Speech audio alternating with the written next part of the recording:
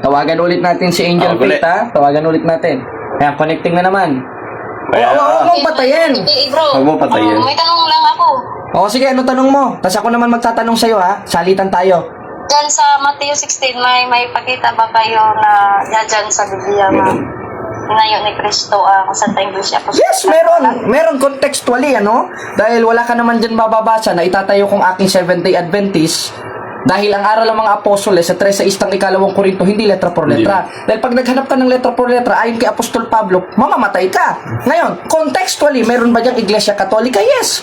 Sapagkat itinayo noong 33 AD at binigay ang susi authority kay Apostolo Pedro na siyang unang papa ng Iglesia Katolika, at yung iglesia na yun na itinayo sa 16-18 ng Mateo, nangalat sa 28-19 ng Mateo, at tinawag sa 20-28 ng gawa sa Greek na Ecclesian Toteo, na refer dun sa Hymen et Ecclesian Catholic sa 9:31 ng gawa, na siyang referred sa 16-18 ng Mateo, hindi Seventh-day Adventist, kundi tinatawag na Las Iglesias Católicas Apostolica Romana. Ako naman magtatanong. Ako naman magtatanong. Sabi ko, may mabasa. Meron yang nabasa contextually. Merong nabasa contextually. Apostolica Romana. Kay nag-claiman kayo nga may mabasa. Hindi claim yun. May mababasa. Hindi claim yun. Proof yun. Huwag ka muna sasapaw. Sa Iglesia Apostolica Nasagot na, Romana. Nasagot na. Nasagot na. Means universal. Kaya nga, means universal. Dahil yung iglesia na yon sa 16-18 ng Mateo na itinayo ni Kristo, yun ay naging Ecclesia Universal. Amen. O Hymen et Ecclesian Caltoles, hi multiplicadas. Kaya, nung sinali niya sa Spanish na referred sa 16-18 ng Mateo, ayon kay Apostol Pablo, yun pa rin ang subject of the sentence to, hindi naman SDA, Las Iglesias Católicas Apostolica Romana. Kaya ako naman magtatanong. Ako naman magtatanong, aba. Nasagot ko na yung tanong mo. Ako naman magtatanong. Sige, tanong ka na, bro. Ako naman magtatanong. O, tingnan nyo, ayaw na magpatanong. Ako na magtatanong. Ako na magtatanong. Catholic Church. Ako na nga magtatanong eh. Kaya nag-claim man kayo. Hindi ako nag-claim. Hindi ako nag-claim. Ibig sabihin pala, ibig sabihin pala, si Apostol Pablo pala ang nag-claim. Nag-claim Hindi pala, claim no? ni Apostol Pablo, ipinangaral ni Apostol Pablo na binasa ko. O, tingnan mo, bungangera ka kasi chismosa ka, Angel Faith. Kaya ako naman magtatanong. Ako magtatanong. Mateo 16. Sa 16-18 ba ng Mateo? Sa Matthew 16-18, ibabalik ko, tanong mo, meron bang Seventh-day Adventist doon letra por letra? Meron o wala? Nagtanong. Oo. Meron bang Seventh-day Adventist doon? Meron o wala? Meron o Tinatanong wala? kita, meron bang Seventh-day Adventist sa 16-18 of Book of Matthew? Sa Mateo 16. Sinagot na kita, ayaw mo lang ng sagot ko. Mababasa. Dahil hindi ka sa Diyos ayon sa 8:47 ng 1. Kaya ako magtatanong sa'yo dahil nasagot ko ng tanong mo. Hindi ako nagbasa ng encyclopedia. Dahil ang binasa ko, mga kapatid, mga kababayan, yung sulat ni Apostol Pablo sa 16-18 ng Mateo na sinabi ni Kristo at isinulat ni Pablo sa 9:31 ng gawa, tinatawag na Iglesia Católica Apostolica Romana sa Spanish o yung Hymen et Ecclesian Catholics. Kaya ako naman magtatanong sa'yo, ibabalik ko sa'yo tanong ko. Meron ba sa 16-18? Mababasa ba? Naririnig mo ba ako? Ayusin mo. Hello? Sagot. Naririnig mo ba ako? Naririnig mo ba ako? Oh, ako naman magtatanong. Sinagot ko na yung tanong mo. Sinagot na. Sinagot ko na tanong mo. Basa ka na. Ako naman magtatanong. Nasagot na, bro. Ako naman magtatanong. Santa Ako naman magtatanong. Romana ba? Ako na nga magtatanong dahil sinagot ko na tanong mo. Magparaan ka sa kapwa. Magparaan ka sa kapwa mo tao, pasalbahe ka pala. Ano, kay ako. Nasagot ko tanong mo eh. Sinagot kita, di ba? Sinagot kita? Di ba sinagot kita? Ayaw mo lang tanggapin yung sagot ko. Ako naman magtatanong sa'yo. Huwag kang bungangera. Ang tanong ko sa'yo, sa 16-18 ba ng Mateo, meron bang itinayong si Kristo na Seventh-day Adventist? Meron ba wala? Yung pagsagot. Meron ba wala? Ayusin mo. Meron o wala? Yung Hilom! tinanong ko. Hilom! Yung Mateo. Hilom, meron ba wala? Kung may mababasa. Meron ba o wala na Seventh-day Adventist? Meron o wala? Tubag. Sagot! Tubag! Biblia. O ayaw na sumagot. Sinagot ko na siya. Ang sagot ko ayon sa Biblia, tanga. Nasa 9:31 ng gawa, tinawag yung sa La Sagrada Biblia na Iglesia Católica Apostolica Romana na contextually sinagot kita, referred sa 16-18 of Book of Matthew. Kaya nasagot ko yung tanong mo, wag mo kong tuturuan kung anong isasagot ko. Nakakainit ka ng ulo. Ako naman magtatanong. Sa 16-18, o tinan mo, magparaan ka ng kapwa mo tao. Magparaan ka. Magparaan ka. Church ba? Yan nataturo. Oh, yan ang turo sa'yo ni Ellen G. White. Baliw si Ellen G. White, pati ikaw nagiging baliw na rin. Unang maayos. Oh, 3A Media, pagsabihan nyo to. Pagsabihan nyo to, 3A Media, walang disiplina. Ang tanong ko sa'yo, maliwanag. Sa 1618 of Book of Matthew, meron bang 70 Adventist? Letra por letra, meron o wala? Ikaw ang Ay, nako. Meron o wala? Sinagot na kita sa 1618 of Book of Matthew, meron contextually na siyang referred doon sa Hymen et Ecclesiam Catholic sa 9:31 ng gawa. Sinagot na kita. Sinagot na. Ako naman magtatanong. Sinagot na kita. Wala talagang rumantag. Sinagot na kita. Mateo 16:18. Eh, sa 1618 of Book of Matthew, wala naman 70 Adventist yan eh. Tanga ka pala eh. Pareho. Oh, ayun, di tinanggap mo. Wala pa nang mababasa na 70 Adventist sa 1618 of Book of Matthew. Dahil ang mababasa dyan, contextually, yung Hymen et Ecclesiam Catholic sa 9:31 ng gawa, Ayun. na ayon sa Spanish, yun ay Iglesia Katolika Apostolika Romana. Umamin, ano? Ay, umamin. Walang mababasa parehas. Umamin. Pero mali siya doon dahil merong mababasang Iglesia Katolika contextually sa 1618 of Book of Matthew dahil ang aral ng mga apostoles hindi naman letra por letra. Kaya, Tapos na. tapos na. Umamin. Hoy, hoy, Sumusunod ng hoy, kalimutos. Diba? hoy, hoy, 70 Adventist. hoy, Wala. ang 70 Adventist hindi sinunod ang 10 utos. Hindi lang 10 utos ang hindi nyo sinunod, pati yung utos ni Kristo na ipinasulat kay Apostol Pablo. Ang tanong ko sa'yo, Kristiyano ka ba, yes or no? Christian ako, no? Yes or no? Hindi. Yes or no? Oh, Kristiyano daw. Okay, ngayong Kristiyano ka. Utos ni Kristo. Ngayong Kristiyano ka. Yung 2:11 ng unang Timoteo. Yung 2:11 ng unang Timoteo. Sinusunod mo ba ang 2:11 ng unang... Hoy! Ngayon, sandikit. Hindi natin pinag-uusapan ng Sabat. Huwag ka pumuntang Sabat. Ganyan talaga kayo eh. Mga salbahista kayo eh. Wala talaga Mateo Hus- 16. Hoy! Hoy! Totoo lang. Hoy! Sa Mateo Huwag kang mataranta. Catholic. Huwag kang mataranta. Ang tanong ko sa'yo, ngayon tinanggap mong Kristyan. Tinan mo naman. 70 Adventist bro.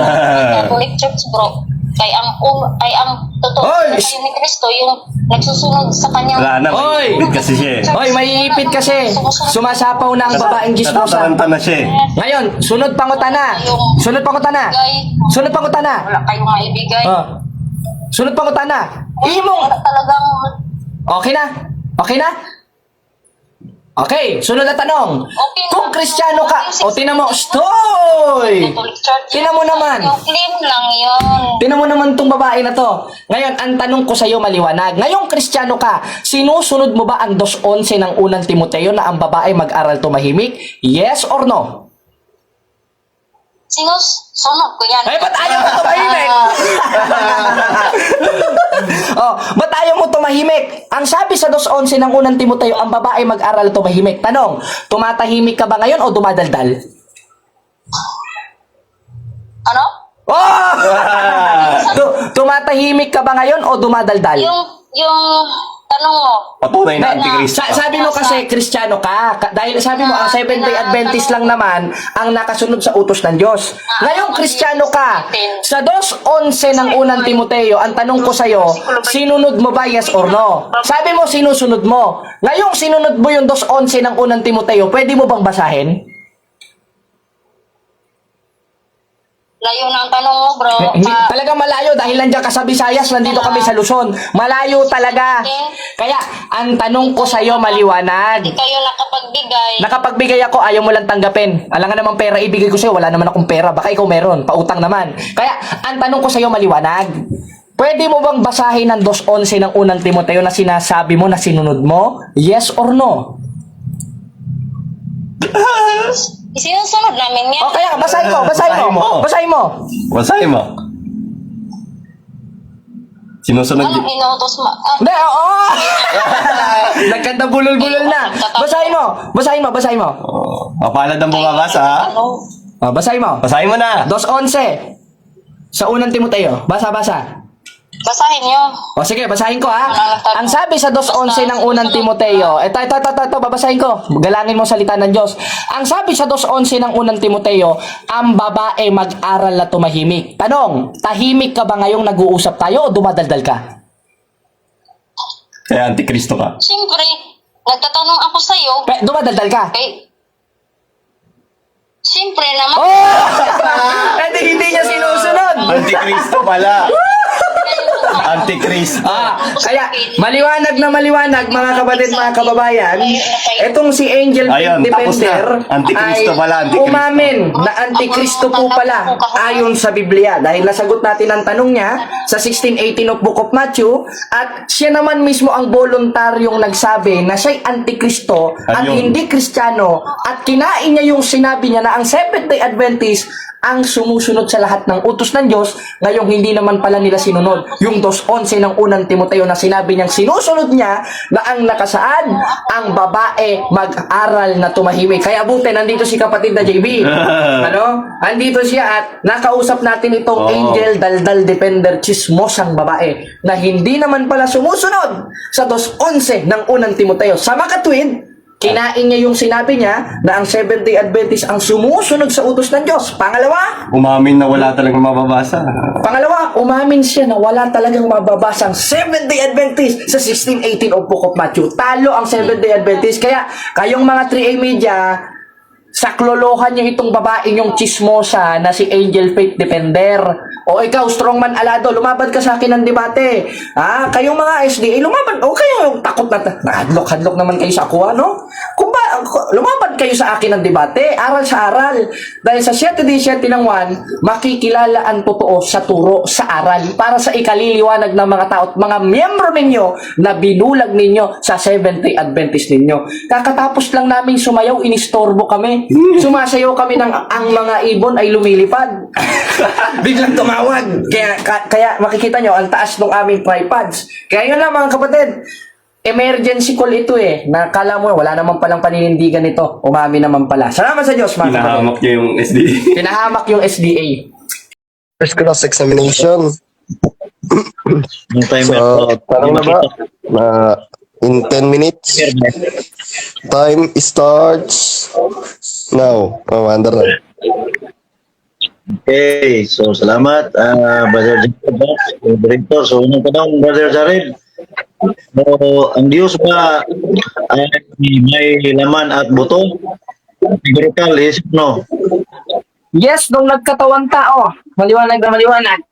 Sa 1:14 ng 1, yung nagkatawan doon, sa 1:1 ng 1, ayon mismo kay Apostol 1, tinatawag na verbo o tinatawag sa Griego na theos. Dahil yung word na theos record sa krios na nagkatawan tao sa Greek, kung nagbabasa ka ng Greek. Kaya, yes, merong laman at buto nung nagkatawan tao. Pero nung hindi, 4:24 ng 1, konsiderado po siyang espiritu. Pero hindi yun nangangahulugan na si Santa Maria ay hindi ina ng Diyos at hindi mo maigiba ang ating tema kung yan ang itatanong mo. Next question. Yung mahirap. Yun. Sige.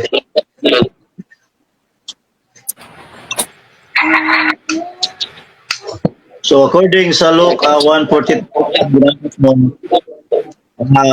yung tawag ni Propeta Master or natawag na the mother of my Lord na papasabot pa ito na Diyos yung si Maria, ina ng Diyos si Maria o hindi? Yes, iyan po ang patunay. Sapagkat ayon po sa original translation sa Greek, sa Westcott Greek Transliterated, yan ay tinawag na Mater Tokreon, nakanomina sa Krayan. It refers a holy name. Holy name po Kaya pag sinabing holy name, referred po yan sa God sapagkat si San Elizabeth, siya po ay Hudyo at ang kanilang tradisyon na yung word na Kreos, nakakapit po sa Diyos. Kaya nung ipinanganak yan, yung nasa sinapupunan ng Santa Maria na tinawag na Lord, ayon kay Apostol Juan sa 20:28 ng 1, yan po ay Panginoon at Diyos at yan ay ipinanganak ni Santa Maria. Kaya hindi mo naigiba ang aking latag na si Santa Maria ay ina ng Diyos ayon sa Biblia. Next question please, yung mahirap, Pastor. Next question. So, yung Diyos ba ay mayroong pasimula o wala?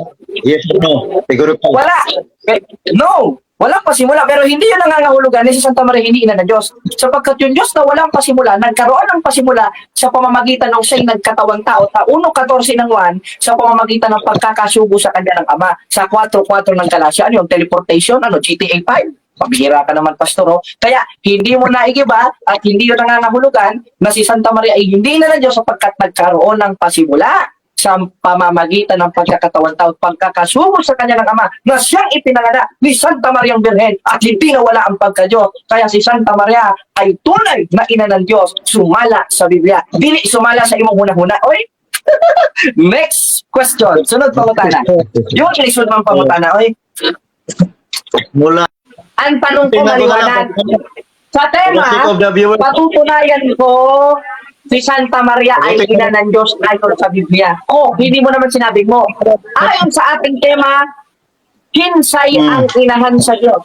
Si Santa Maria o si Santa Elizabeth? Oh, yun. Ina ni Panginoong si Kristo si Maria sa pagkatao niya. Yan ang sagot natin. Sorry, Santa Maria talaga. Moderator, wala akong sinabing yes. Okay, You are dahil under cross, wala akong tanong na yes. Ang tanong ko sa'yo, kung si Kristo yung ipanganganak na Diyos sa Biblia sa istang Isayas, sino ang manganganak sa kanya sa 4:4 ng Galasya? Si Santa Maria ba o si Santa Elizabeth? Wala akong sinabing yes. Sumagot ka. O kumakamot ng ulo. Kaya oh, hindi mo tayo tutugan, Brother Jared. Santa Maria. Okay, categorical, most answer categorical. Si Santa Maria ba o si Santa Elizabeth? Oh, Santa Maria talaga yan. Oh. Verse 6 and Isaiah Okay. 7:14. Oh, Sunod na tanong. Sunod pangutana.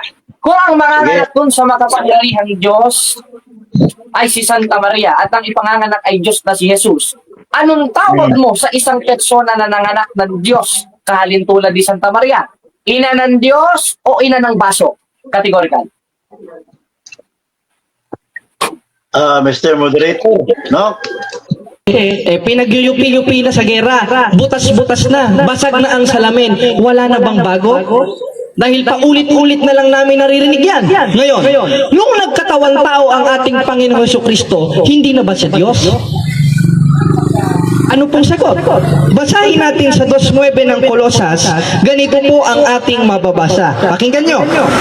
Sapagkat sa Kanya nananahan ang likas na kalagayan ng pagka-Diyos nang siya'y maging tao. Therefore, ayon mismo kay Apostolo Pablo nung si Kristo'y nagkatawan tao, sumasa kanya pa rin yung kanyang pagiging Diyos. Bakit? Dahil sa Filipos 2:5 hanggang 8, ayon rin mismo kay Pablo, kaya itong mga iglesia ni Kristo, galit talaga kay Apostol Pablo ito. Anong sabi? Magkaroon kayo ng inyong pag-iisip na ito'y na kay Kristo Jesus din naman, na bagamat say Diyos, ay hindi niya inaring isang bagay na nararapat panagnan, yung pagkapantay niya sa Diyos, kundi bagkus hinubad niya ito at nag-anyong alipin. Alin ang kanyang hinubad? Hindi po yung pagka-Diyos, kundi yung pagkapantay sa Diyos sa pamamagitan ng kanyang pagkakatawan tao. At hindi porket nagkatawan tao siya, ay hindi na siya maibibilang na Diyos. Sapagkat sa 2:9 ng Kolosas, maliwanag na sinabi ni Apostol Pablo, sa Kanya nananahan ang likas na kalagayan ng pagka-Diyos nang siya'y maging tao. Kaya nga nung nakita siya ni Apostol Tomas sa 20:28 ng 1, ay walang niya, sabi ni Tomas. Panginoon ko, Diyos ko. Eh ano namang sabi ni Kristo? Kung iglesia ni Kristo ni Manalo itong si Kristo, o kaanib siya ng manalista, malamang sabihin ni Kristo, "Uy, mali ka, Tomas, baka sampigahin pa si Apostol Tomas." Tao ako. Ano bang sabi ni Kristo? Bagamat nakita mo ko, Tomas, sumampalataya ka. Anong klaseng pagsampalataya ang ginawa ni Apostol Tomas? Gaya ba ng pananampalataya ng mga iglesia ni Kristo ni Manalo? Hindi. Ano?